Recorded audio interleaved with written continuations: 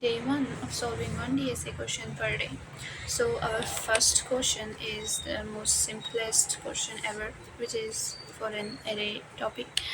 Find the target element in the given array. Target element.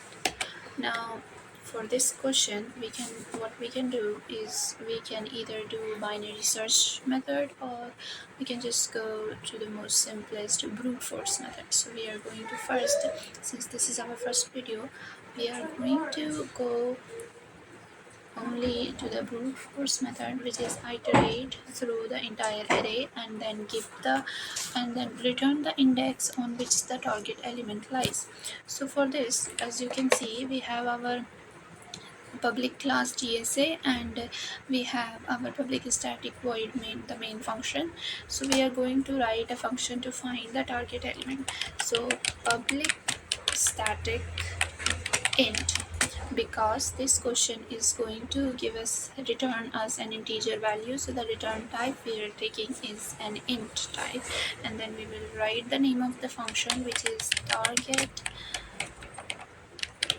element, and we are going to pass in two arguments. One will be our integer array, and the next will be our target, the element that we are going to find.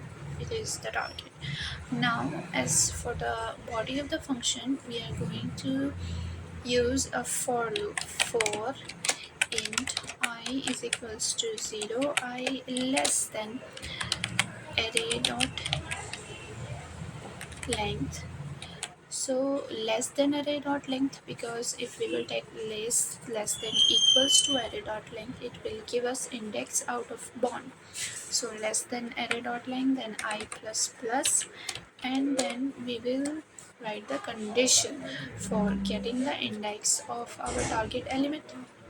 Now, if we will check the condition, if our target element is equals to ARR at I, अगर हमारा target element जो है वो हमारे array के I index पे लाई करता है, if our target element is the same as the index array element at index I, then we will return the index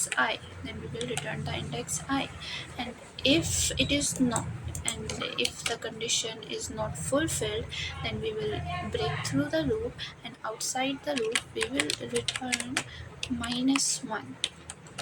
We will return -1. -1 is that case where the target element is not present in the array.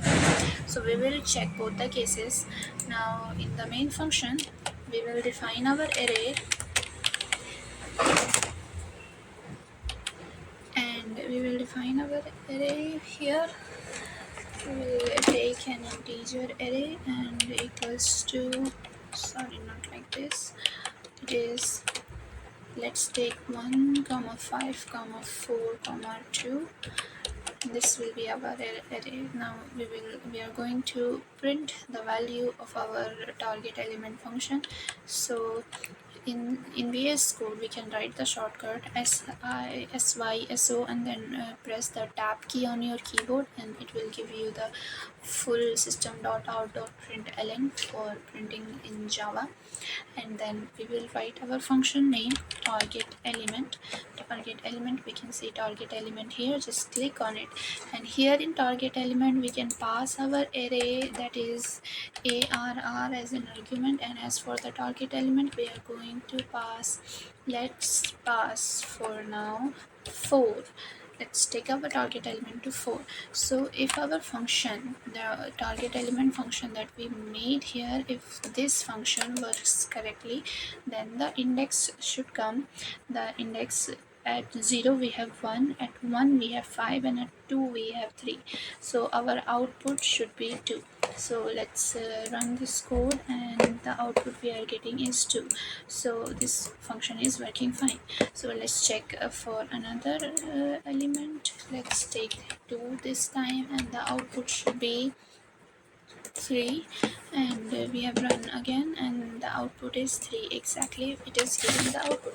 Now check the else condition when it will return -1. अब हम वो वाली condition check करेंगे जब ये -1 को return करेगा। -1 ये तब रिटर्न करेगा जब हमारा टारगेट एलिमेंट एरे में है ही नहीं, that is the target element that we are giving as an argument is not present in an array. So let's take 0.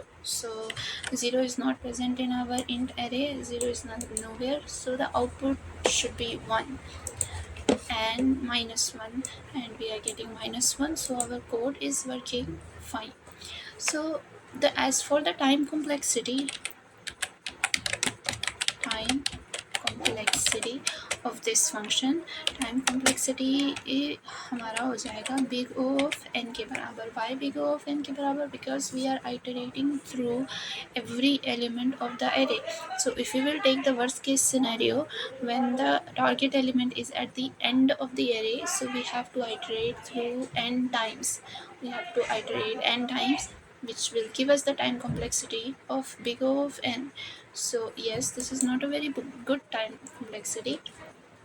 We can solve this question in other methods like binary search method, but as for now, since this is our first question in this series, we are just going through this method, that is using the for loop. This is a brute force method, and this is easiest for the beginners. So yes, this is it for this video. Hope you have enjoyed it.